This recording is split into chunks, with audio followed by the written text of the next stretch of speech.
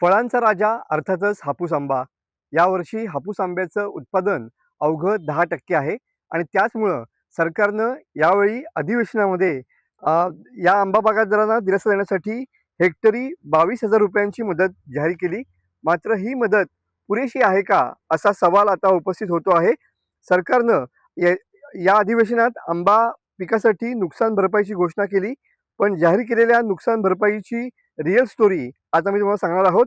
कोकणात एकूण आंब्याचं क्षेत्र जे आहे ते 1,24,571 हेक्टर क्षेत्र आहे. एका हेक्टरमध्ये म्हणजेच आंब्याची 100 कलमं या ठिकाणी लावली जातात. म्हणजेच एका आंब्याला या नुकसान भरपाईनुसार ₹220 मदत सरकारनं जाहीर केलेली आहे. आंबा बागायतदारांना हेक्टरी आंबा उत्पादन घेण्यासाठी 4 ते 5 लाख रुपयांचा खर्च येतो.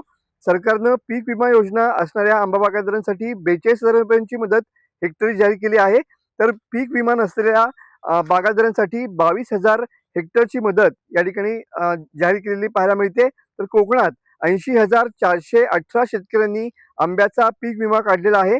यावर्षी आंब्याचं केवळ 10% उत्पादन आहे. त्यामुळं आंबा बागायतदार आधीच संकटात आहेत. एका झाडामागे ₹220 मदत काय कामाची असा सवाल सध्या आंबा बागायतदारांकडून उपस्थित होतो आहे. म्हणजेच जर विचार केला तर सरकारनं हेक्टरी आंबा उत्पादनासाठी ₹22,000 जरी मदत जाहीर केलेली असली तरी पण एका झाडामागे निव्वळ ₹220 मदत या ठिकाणी ही आंबा बागायतदारांना मिळणार आहे.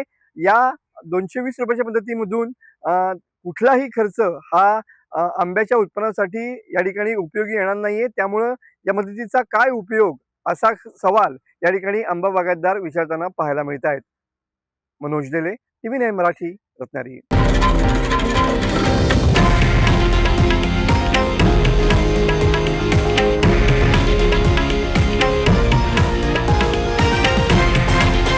हे आहे देशातील नंबर 1 न्यूज नेटवर्क आणि आपण पाहत आहात TV9 मराठी, एकमेव.